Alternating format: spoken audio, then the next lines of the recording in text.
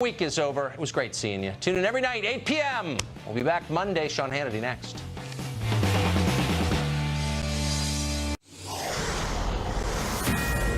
And welcome to Hannity. And breaking right now, President Trump is now firing back at the New York Times, calling their reporting that he ordered the firing of the special counsel Robert Mueller as fake news. Now, this is the biggest non-story ever being hyped by the liberal media that absolutely, we all know, hates President Trump. And the reason the brain-dead partisan press is breathlessly spreading this fake news in their liberal echo chamber is because they desperately want to create a distraction. As I told you last night, they do not want you, the American people, to know about the biggest story in their lifetimes that involve real evidence of wrongdoings and crimes that they have missed. It's been a huge week of revelations about corruptions at the highest levels of the FBI and the DOJ. And tonight we have even more new text messages we will share with you from the Trump-bashing FBI lovers, Peter Strzok and Lisa Page. And all of this will prove that we've been on the right course. Now, also, Fox News is learning that the classified memo, the one we've been talking about, released the memo detailing major FISA abuses against the Trump campaign. That will be released likely midweek next week. And also tonight, a stunning report that Hillary Clinton actually protected a senior advisor on her 2008 presidential campaign that was accused of sexually harassing a young staffer.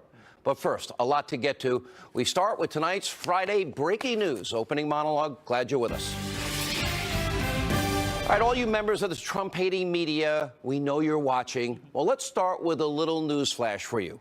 President Trump did not, let me repeat, did not fire the special counsel, Robert Mueller.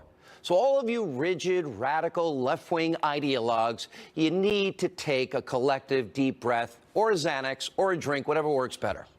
Now, you can take it and you can breathe in through the nose and out through the mouth and see if you can stop with your hysteria, your breathless reporting, this rampant speculation. And I want you to listen closely. President Trump, he did not fire the special counsel Robert Mueller. In fact, the president and his legal team have been more than cooperative. They have voluntarily handed over 20,000 pages to the special counsel. In total, Robert Mueller has collected 1.4 million pages of documents from the campaign. And then there's this. According to the New York Times and other liberal media outlets, President Trump demanded Robert Mueller be fired. But Fox News tonight is reporting the president did not order Mueller to be removed. Instead, there was just a conversation back in June about the possibility, given Mueller's massive conflicts of interest. This is why last night I did not and will never in the future trust the New York Times, because they have gotten it wrong time after time after time. And it's why President Trump is ripping the so-called paper of record. Let's take a look. Did you fire Robert Mueller? Did you want to fire Robert Mueller? Fake news, folks. Fake news. What's your message today? Typical New York Times fake stories. See, facts, truth, we've been telling you for a long time, it doesn't matter to the liberal mainstream media. And it's why last night when the New York Times posted their story, about 10 minutes till showtime for this show, the media goes into a frenzy. They're foaming at the mouth. They completely lost it. It's funny on the one hand, but sad because journalism's dead. Watch this. The President of the United States tried to fire the independent counsel, Robert Mueller III. Does that rise to the level of an impeachable offense? There's always been a question of whether or not Donald Trump is simply ignorant or whether he's corrupt. I think the more information we get, you sort of lean toward corrupt. Of all things, Donald Trump, through his first year in office, has done everything possible to undermine, obstruct, demean, and halt this legitimate investigation. It adds to the mounting evidence that there is a serious obstruction case here. I don't know how this movie ends, but there was a lot of bloodshed in The Godfather, and this is going to be a rough year. It is so pathetically predictable from the news media. You know what? They never waste an opportunity to smear this president, peddle fake news. They don't care any longer about the truth. That's sad. Now, their singular goal is to damage, destroy President Trump. You can see it hour in, hour out, day in, day out, minute by minute. It's why the media has been getting caught in the wrong countless times, so-called major news stories. Let's give you a few examples just from last year. Remember fake news, CNN, the Old Network, well, they falsely reported that Donald Trump Jr. received an email by WikiLeaks in advance of their release of the DNC emails and other documents. Well, it turned out that fake news, CNN, well, they got the date of the email totally wrong. It came one day after WikiLeaks made the DNC documents public. Remember ABC's Brian Ross, spectacularly wrong when he reported the former National Security Advisor, General Michael Flynn, that he was going to testify that President Trump ordered him during the campaign to contact Russian officials. Well, that fake news actually tanked the stock market, and Ross then had to issue a correction saying, oh, it happened during the transition, which means he was talking to a future counterpart. A huge difference. Now, Ross was suspended and is now banned from even covering President Trump. I can think of a lot of other people that should be banned as well. Now, we also have a totally dishonest Washington Post reporter. This is David Weigel. Now, he posts a picture from President Trump's recent rally showing that little tiny itsy-bitsy crowd. And the caption reads, "Packed to the rafters." Here's the problem. That picture is deceptive because it was taken before most people had gotten in there. And Weigel later apologized and deleted the tweet. Whoopsie daisy. Well, that's your media at its finest, at work.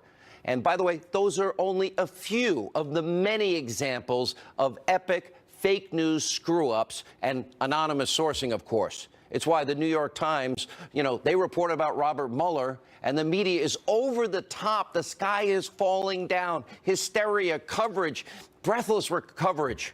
Well, it's not surprising. For over a year, they have been pushing conspiracy theories. They have been chasing ghosts about Trump-Russia collusion, and we still have no evidence. Now, meanwhile, the media has been completely oblivious to the biggest stories, it's right there, of their lifetime. Now, from what we've seen, it's shaping up to be the biggest scandal in American history, and they have missed the boat. Now, this is going to make Watergate look like an afterthought, and only a fraction of the information has yet to come out. We have been uncovering and reporting night after night on massive, severe constitutional abuses that were committed by top-ranking Obama, DOJ, FBI officials against the Trump campaign. New evidence is also showing that the Clinton email investigation was a total sham. It was rigged. The fix was in. And tonight, we have new text messages from corrupt, Trump-bashing FBI lovers Peter Strzok and Lisa Page. In a new exchange, it appears the couple was leaking information about the Clinton email investigation to the media. Look at the date, just before the election, October 28th, 2016, after news broke that the FBI found Uma Abedin's emails on creepy Anthony Weiner's laptop computer. Lisa Page writes, well, still on with Devlin. Politico is saying that's now Washington Post reporter Devlin Barrett. And Page finishes, Mike's phone is on fire. Strzok responds, it's on the news. Then adds, you may want to tell Devlin he should turn on CNN. There's news going on. And Strzok also says, sorry. And then Page replies, he knows, he just got handed a note. And Strzok says, ha, he's asking about it now. And Page answers, yeah, it was pretty funny. Coming now. Now, minutes after those texts are sent, Devlin Barrett then writes on Twitter, sources are telling him that emails on Weiner's computer might not be new, and instead were just copies of Clinton emails that the FBI has already looked at. Now, we reached out to the reporter, and he told us, no comment. Shocking. So we have what looks like leaks from Page and Strzok, and there's so many more, 50,000 total. This is only the tip of the iceberg. Let's go back to February 25th, 2016. Look at this. Page messaging her boyfriend Strzok. One more thing. She might be our next president. The last thing you need is us going in there loaded for bear. You think she's going to remember or care that it was more DOJ than FBI? And Strzok replies, agreed. So in February, Strzok and Page are actually saying they're worried about actually investigating Clinton because she might end up being mad at them and may want revenge if she wins because they think she's going to win, and they're trying to help her. Then just months later, in May, remember, it was James Comey and Strzok and other key FBI officials. They started writing Clinton's exoneration statement. This is months before interviewing her and 17 other key witnesses. When do you write an exoneration before an investigation? Now, this is where they changed the language, remember, from the legal standard. Gross negligence is a crime. They take that out. They put in extreme carelessness. Means the same thing, but legally, a very big distinction. Well, that means they give Clinton a get-out-of-jail-free card. Then they also altered language about foreign actors likely hacking Clinton's server. That puts people's lives at risk. And they removed a reference to Clinton emailing with then-President Obama, which means he knew about the server. That means he needs to be investigated. That means he needs to be put under oath. So in other words, the fix on the email server scandal was in. Now remember, any of these issues that we're talking about with the email server scandal, they're all crimes: mishandling classified information, destroying top secret classified special access program information. They're all crimes. Deleting 33,000 subpoenaed emails, crime. Acid washing, bleach pit, hard drives, crime. That's obstruction. Bashing devices with hammers, obstruction. So you have Strzok and Page literally putting the fix in along with Comey, and apparently McCabe and Loretta Lynch all knew. And they're talking about the need at one point for a special counsel to investigate Clinton's emails. On March 18th, Strzok writes, thought of the perfect person, and Dee can bounce this off of. Page asks who, and responds, Pat, who Senator Grassley says is Patrick Fitzgerald, the special counsel. Remember in the Valerie Plame affair? He's the guy that put innocent Scooter Libby in jail, or got him a guilty plea in that case. And you got to give me some credit if we go with him and delay briefing him until I can get back and do it. In other words, with his own prejudice, his own point of view, his own spin. Late next week or later, he says. And then Strzok says later, I could work with him again, and damn, we'd get blank done. And Page follows up with, I know, like I said, we discussed boss and him yesterday. And on May 13, 2016, Page follows up on the idea. She says to Strzok, hey, forgot to ask if you mentioned the whole special counsel thing to Andy. We assume that's Deputy FBI Director Andrew McCabe. Now, what Strzok and Page are doing here is stunning. And here's why. Strzok had a massive, massive role in the entire Clinton email probe. He oversaw the interview with Hillary Clinton and her top aides long after they wrote the exoneration. And Page, as you might remember, was McCabe's legal counselor. And they're both saying a special counsel is needed, which means that they had doubts that the FBI would do a real investigation, which they didn't do. Now, Senator Ron Johnson also made news this week, releasing text messages. On May 19th, Strzok appears to be talking about getting an offer to join Mueller's investigation. This is key here. Strzok says, my answer is no, I don't want to join that investigation. And then, the lead division, and then I think, wait a minute. This may be a case, will be in the history books, a chapter, much like you tell me about my extra time in the field and all the field cases. Would you trade it? 1 million people sit and ad and staff jobs. This is a chance to do. It may be the most important case of our lives. And around 30 minutes later, Strzok asked Page the question, an investigation leading to impeachment? He's the one that said there's no there. So in this case, it seems like Strzok knew that Mueller was going to try and impeach the president, and he wanted to be a part of history, but he didn't think there was any there. Go back to May 19th in the exchange, 2 days after Mueller was named special counsel. Strzok says, you and I both know the odds are nothing. If I thought it was likely, I'd be there, no question. I hesitate in part because of my gut sense and concern there's no big there. So Strzok, who served, he was a top intelligence official at the FBI. He signed the papers to start this phony Russia investigation, and he's saying that he knew from the start that Mueller would be carrying out a witch hunt. He didn't know if he wanted to be a part of it. And revelations about former Attorney General Loretta Lynch and her involvement in the Clinton email server cover-up.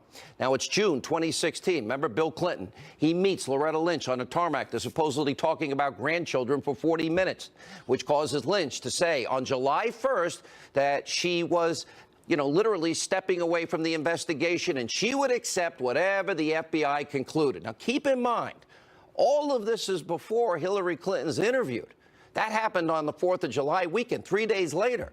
So after Lynch's statement, she's going to step back here, let the FBI decide. She'll go along with what they decide after she met with Bill Clinton on the tarmac. Well, Strzok, he writes back to Page, timing looks like hell, talking about Clinton and Lynch meeting on the tarmac. Page replies, yeah, awful timing. And Page later adds, it's a real profile in courage, meaning Loretta Lynch, since she knows no charges will be brought. Here's the problem. No decision was made. 4 days later, well, 3 days later, Hillary's interviewed. 4 days later, Comey holds his press conference, spends 13 and a half minutes laying out the case that Hillary Clinton should be indicted, and at the last 30 seconds of that, lets her off the hook. So you have Strzok and Page and Lynch and Andrew McCabe and James Comey all apparently knowing Clinton is never going to get charged, and the Obama administration put the fix in. The corruption here, if you're a New York Times writer, is unprecedented. You should maybe be covering a real story, because when you put it all together, here's what it all means. You have Hillary Clinton, we now know, fixed the primary against Bernie Sanders, or I'll use Donna Brazil's word, rigged it. Then Strzok, Comey, Lynch, McCabe, others, they all put the fix in. That allows Clinton to stay in the presidential race. They don't want to rock the boat. They want her to beat Donald Trump. So they'll overlook the crimes, the obvious crimes, with the incontrovertible evidence. Clinton and the DNC, then they try to influence the election with a bought and paid for $12 million Russian dossier full of Russian salacious lies and propaganda. And the Obama administration, they took the dossier, they weaponized the powerful tools of surveillance and intelligence, and then used the phony dossier to get a FISA warrant to target members of then the Trump campaign and later the incoming president.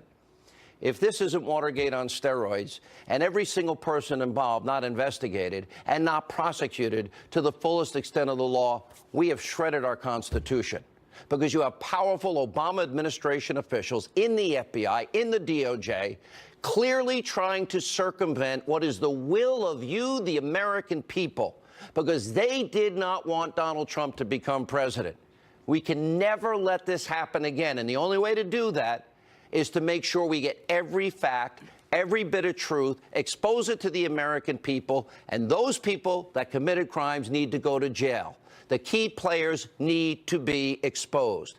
Now, which is what congressional Republicans, they're trying to do. They've been fighting to release the memo, some of them. You've been helping a lot, you in this audience. And what do we know from that memo that will be released probably next Wednesday or Thursday? We are told it will show severe FISA abuses against the Trump campaign and the president-elect and his team. And Fox News is learning that memo is going to be released likely in a matter of days. It is imperative. Keep the pressure on. Keep calling your members of Congress. Demand release the memo. The number of your bottom of the screen will get through, 202-224-3121. You've got to put the pressure on them. Tell Congress, release the memo. We deserve to know the truth. And while they're at it, release all 50,000 texts.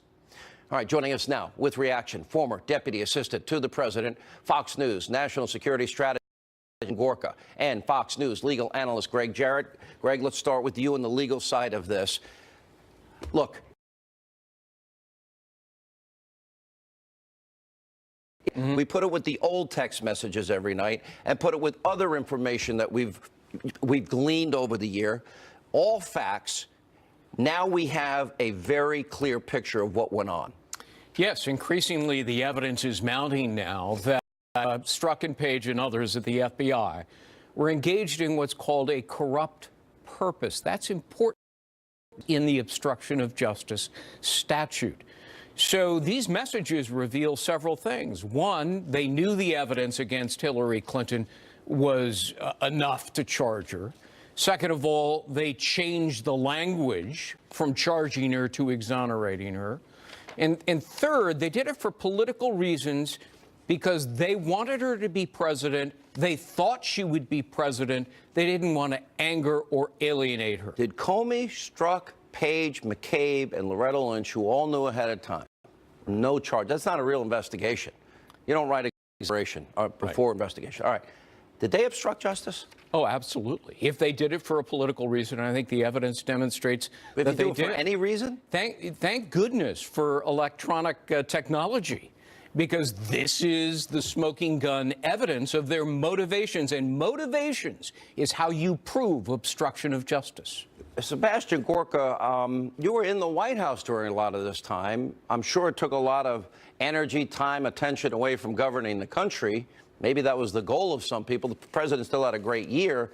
But when you see the level, the use of FISA courts, the weaponry of intelligence, when you see people at the highest levels doing this, to me it's chilling as somebody that believes in the rule of law, equal justice under the law, and the U.S. Constitution. It is truly chilling, Sean, as the child of parents who escaped a communist dictatorship where the police was used for political purposes. Now that I'm a proud American, I never thought I'd see the day where the vaunted FBI, people inside that agency, senior management individuals, would be openly talking about giving special treatment to an individual they wanted to become president. We were in the White House. I was secure that there was no issue. The president told me they will find nothing because there was no collusion. We've been accused of obstruction of justice, of conspiring with the Russians. Not one piece of evidence. And what do we know today? We now know that inside Obama's FBI, there was a conspiracy to pervert the course of justice. One woman who had committed felonies. It's not a question, as Greg has said. You mishandle classified information, you have committed a felony. That individual was treated with kid gloves, given a pass, and then we know the FBI gives money to steal. Let's talk about the media. You're right. In every point, and so is Greg. What about the media? They'll go with an anonymous source about a story that never came to fruition about Donald Trump. You know, in the case of Donald Trump, he's asking if there's conflicts. They say no, he doesn't fire. And they make that big news. With all this evidence, go ahead. Let's put this into context. We are talking, your team, you and your team have been doing the heavy lifting every night in your monologues. And one day that data will be used in a court of law to prosecute these people. I am sure of it. But what's the media doing in the meantime? When they're not colluding with these people inside the Obama administration, as those text messages demonstrate, what are they doing? Just a week ago, they're asking the vice admiral, the rear admiral, who is the president's surgeon, whether he's still drinking Diet Coke every day. This is the biggest scandal in modern American history, and the media either ignores it or is complicit, and that's the outrage. All right. If President Trump is saying, does Robert Mueller have a conflict and doesn't fire him, how is that a story? It's a legitimate concern. And again, under the obstruction... A legitimate concern of the president. Yes. If the special counsel has a conflict. And for the nation, for goodness sakes. I've written about it ad nauseum. You know, journalists have been howling for the last 24 hours. This is obstruction of justice by the president. Those reporters don't know anything about the law. They've never read the statute. As I mentioned before in a different context, it requires a corrupt act by the president. That didn't happen. He was engaging in a legitimate act, according to the New York Times, if you believe them, trying to remove Mueller because of his myriad of conflicts of interest and replacing him with somebody who would be legitimate, objective, fair, and neutral. A reasonable thing that anyone would do. Right. It's not obstruction of justice. These idiot journalists, and I watch them all morning long. They're not journalists. They don't know. They're really hacks. not. And they don't know a damn thing Journalism's about the law. dead, Greg. Right. All they have to do is look it up. It takes a nanosecond, for God's sake. They're sheep. They follow each other in the little echo chamber. Comprehend if they read it. Thank you both. And coming up, Newt Gingrich, he sounds off on the so-called huge New York Times exclusive report where nothing happened. Straight ahead.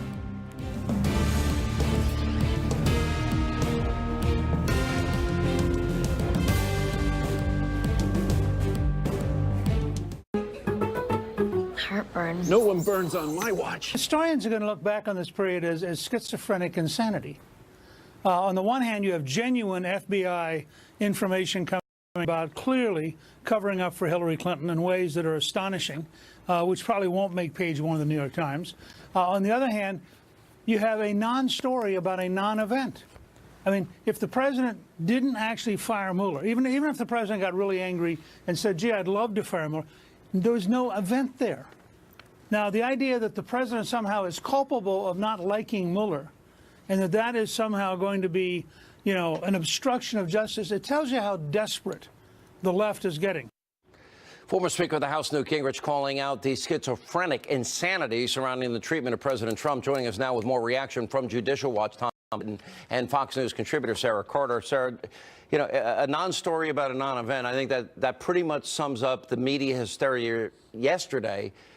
But what they missed yesterday was what you were reporting and we were reporting, and that is just how abusively biased Strzok and Page were, and how many people were in the loop knowing that the fix was in as it relates to doing a real investigation into Hillary Clinton before they interviewed her. Exonerations before any investigation. So, you know, that's got to be frustrating as you have been unpeeling every layer of this onion. Well, it's very frustrating, Sean, because what we see is leaks come out. So as information comes out about the FBI, about these text messages between these two FBI agents, Peter Strzok and Lisa Page, and as more evidence starts to unravel, you get a leak like this that goes to the New York Times. And it's really a non-story because the president has every right to question whether or not, you know, Special Counsel Mueller is right for this job. He has every right to discuss this privately with his attorneys. And as we see, nothing happened. So he didn't fire Special Counsel Mueller. He talked with someone about the circumstances apparently around Special Counsel Mueller. So there was no order to actually fire him.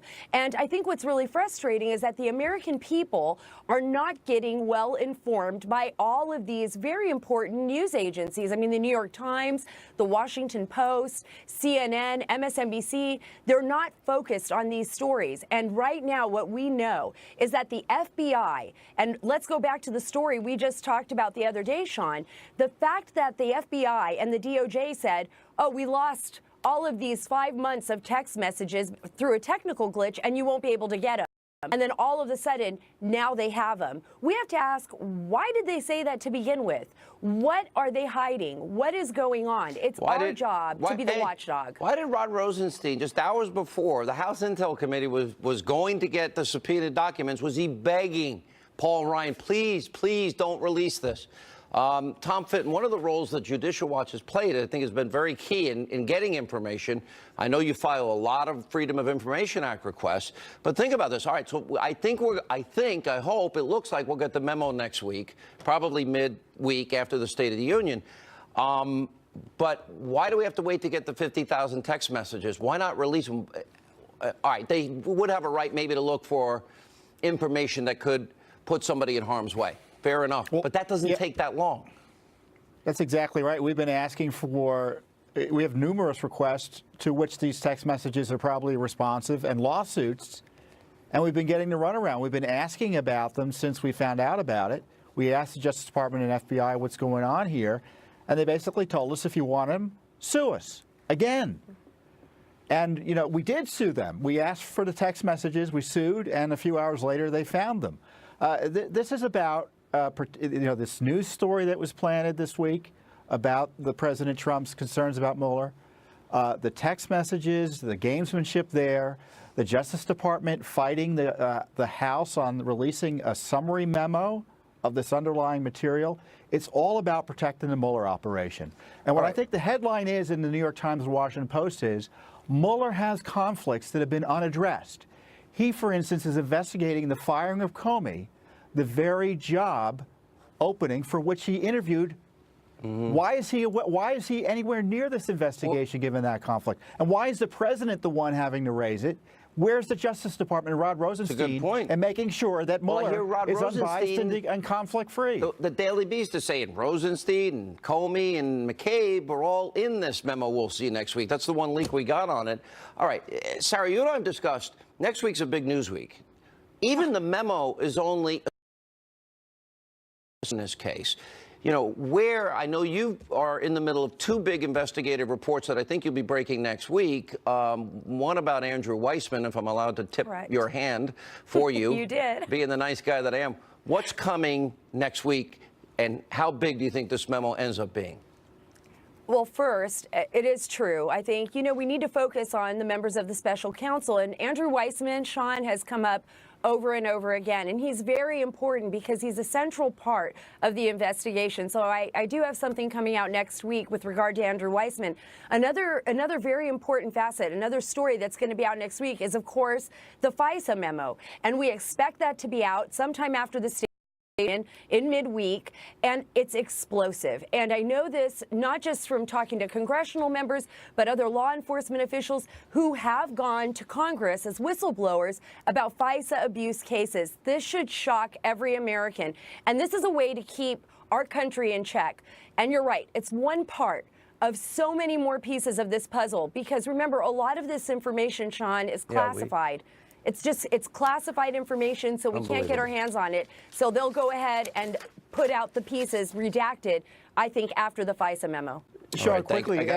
Real quick, Tom, I got to roll. Andrew Weissman, with Mueller's operation, sent an email supporting Sally Yates' attack on Trump's order, refusal to follow it, went to Hillary Clinton's election night party. Why is he anywhere near this investigation? And he leaked information about Paul Manafort before he started investigating Paul Manafort to the AP. So many conflicts with all of them, and it's all beginning to come together. Next week will be a massive news week on top of the State of the Union and the memo being released. All right, when we come back, more breaking news this Friday. The president pushed his American First agenda in front of the world and world leaders today. We've got highlights. What a difference, well, a year makes. Straight ahead.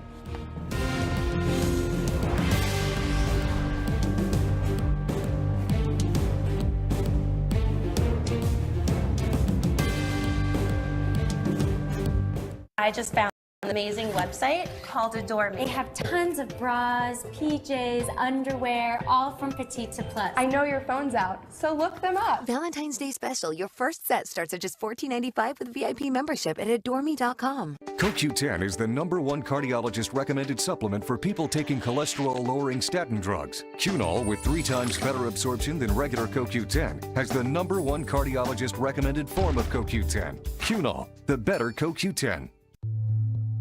It's a funny thing about the future. You don't wake up surrounded by jetpacks and robot dogs. The real future kind of sneaks up on you, until one day you find yourself plugging in your crossover like it's totally normal. Introducing the 2018 Mitsubishi Outlander PHEV. It's gas, it's electric, it's the world's best-selling plug-in hybrid crossover. Lease an Outlander PHEV for as low as $259 a month for 36 months. Certain states qualify, or get 0% APR for 6 months. Since my election, we've created 2.4 million jobs. Small business optimism is at an all-time high. New unemployment claims are near the lowest we've seen in almost half a century. I'm here to deliver a simple message. There has never been a better time to hire, to build, to invest, and to grow in the United States. We've just enacted the most significant tax cuts and reform in American history. As President of the United States, I will always put America first, just like the leaders of other countries should put their country first also. But America first does not mean America alone. When the United States grows, so does the world. That was the president earlier today in front of world leaders in Switzerland, touting his administration's economic and pushing his America First agenda.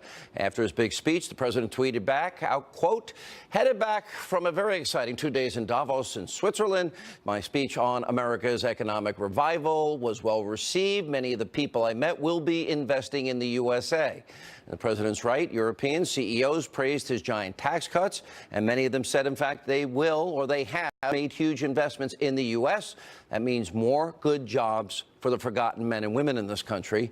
And meanwhile, here at home, a heated battle over immigration reform is now ramping up. The president released his framework for immigration reform today.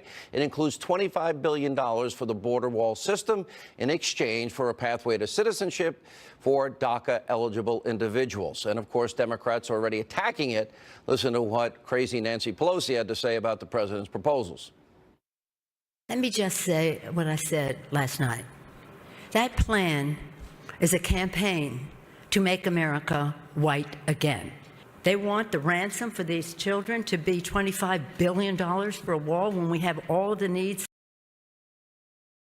in our own country. Chucky Schumer also rejecting it and prompting President Trump to tweet, DACA has been made increasingly difficult by the fact that crying Chuck Schumer took such a beating over the shutdown that he's unable to act on immigration. Here with reaction, the #1 show on the Fox Business Network, Lou Dobbs is back with us. Good to see you, my friend. Great to see you, Sean. I want the wall. Okay. Okay. Democrats don't want the wall and they don't want DACA because that's what they want to run on in 2018. And Lindsey Graham and people like Jeff Snowflake are helping the Democrats. Am I right or wrong? Well, you're right. There's just one problem. Schumer's going to be there. The Democrats are going to be there. They're going to lie through their teeth, just like they did since Ronald Reagan in 1986 with the first amnesty. By the way, it's not a border wall anymore. Didn't you see the flash out of the White House? It's a border wall system. And, well, we're going to apparently build ramparts around the ports of entry, too. And it's not a wall. It's not a wall, Sean. It's a trust fund. Don't you feel better about that? No, I don't. But because I trust nothing else. I trust Chuck Schumer and the Dems. No, listen. There's no deal for the president at all unless he gets the money. He's the one proposing if he gets the money. This isn't Schumer's deal. No, I've talked to the president. This is what he told me. He said that the border see-through wall, that it will be built along, hang on. With a light veneer and a little chiffon on the side? No, it's going to say Trump in gold letters. I don't know. But it should be a big, beautiful wall with those big, beautiful doors. Just like he described. But it could be see-through is fine. The border agents say they want that. That's great. But they're not testing that with the commandos, so I don't know where we're going with that. No. What I do know is that the forgotten man and woman you're talking about and the president campaigned for a year and a half are still forgotten when it comes to amnesty, so when it what comes does the to the president border do? wall. Here's where we are. 100 House Republicans campaigned for years, repeal, replace. They had no intention, we learned last year. Hang on. 7 Senate Democrats, 2015, vote for clean repeal. And when it matters in 2017, they wouldn't do it. Say, we have Lindsey Graham, Jeff Snowflake, and other Republicans that have no intention. They want amnesty. So here's your trade-off.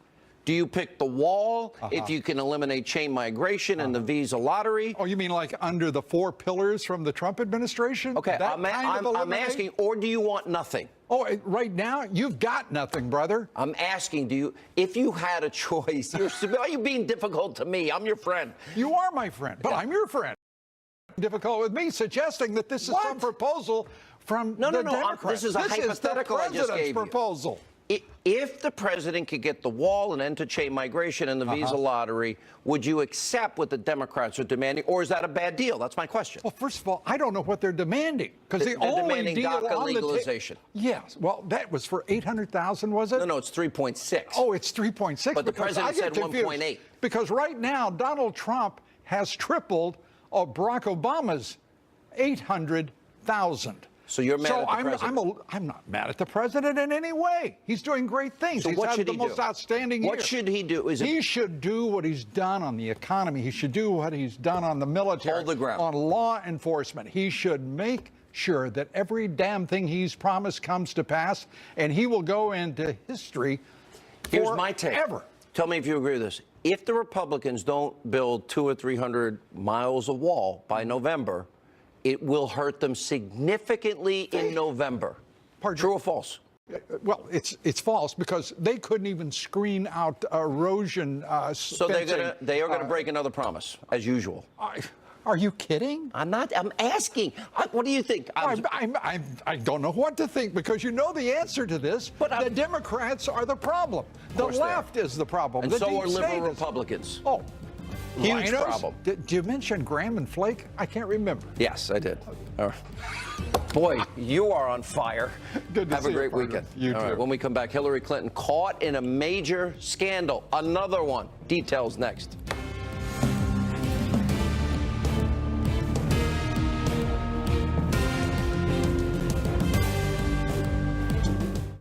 This is where life expresses itself as an endless.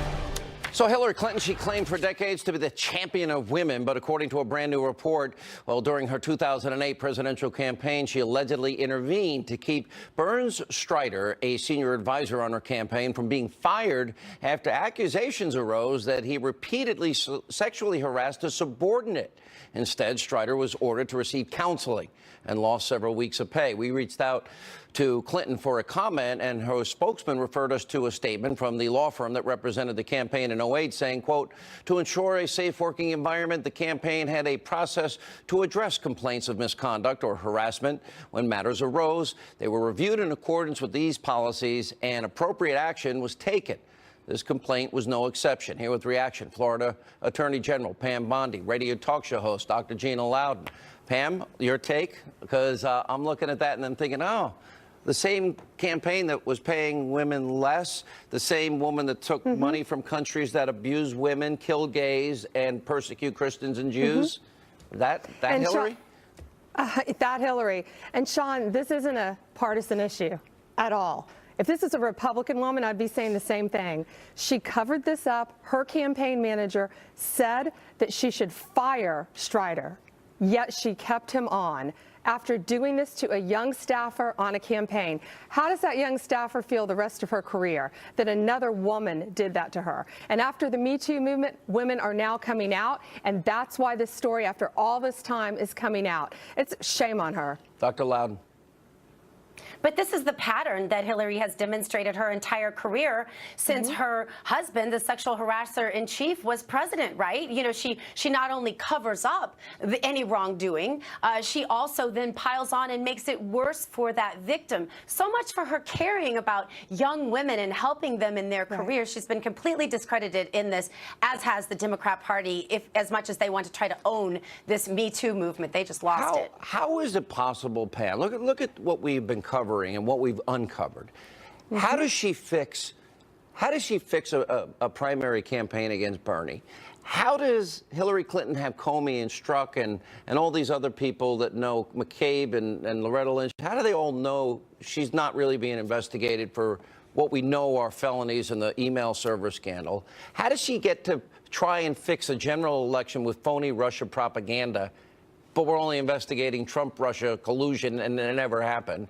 And then how does she get that phony dossier to be used as the basis for a FISA warrant? How does and the media ignores it? You're an attorney general. Explain. Sean, well, the media can ignore it all they want, but the Justice Department better not. And I'm sure Jeff Sessions and his staff will be opening an investigation against her. They have to.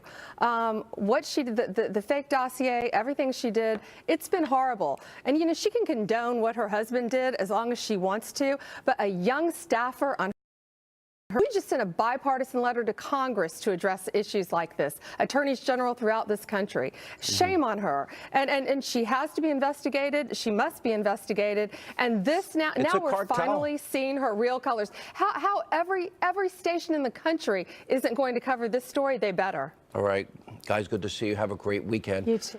We have the greatest. It is the greatest video of the day and the Hannity Hotline. That's next.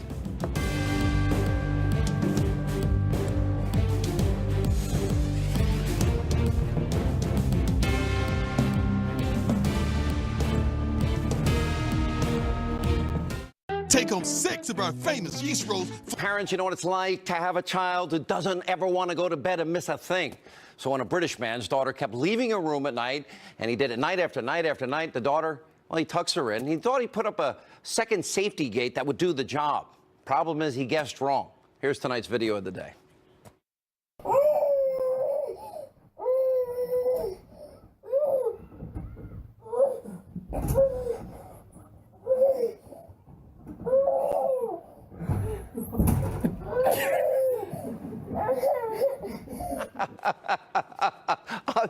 That is amazing. What a great kid. Thank God she's safe. All right, time for the Hannity Hotline. Let's hear what you had to say last night. My cat does not even like you. You turned to all of a sudden. I just want to say, you remind me a little bit, don't take this wrong, but you remind me a little bit of an older Eddie Munster, more than Fred Flintstone. Have a great day, and go after those liberal snowflakes, because they deserve it. Hannity, you're supposed to be so bright. You can't even pronounce the word remember. It's not member, you dumb. Yikes. Pretty hostile. If you have anything to say, sound off. We don't care. 877-225-8587. All right, remember, we will always be fair and balanced. We are not the Destroy Trump media. We will not give up on the stories that they are not reporting on. We have a big news week next week. Releasing the memo. That will happen. State of the Union. That will happen. We hope you'll set your DVR so you never miss an episode. Stay tuned. Laura's next. It's Friday, weekend time. Have a great weekend.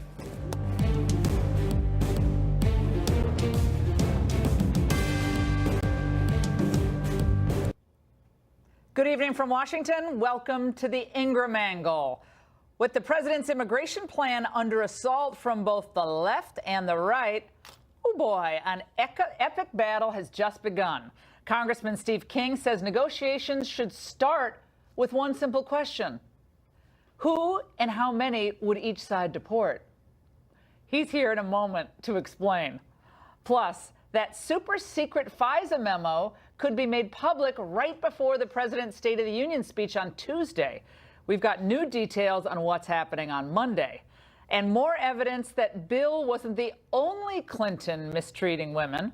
A shocking new report about a Hillary cover-up on her 2008 presidential campaign. But first, Trump exposes the fanatics. That's the focus of tonight's angle.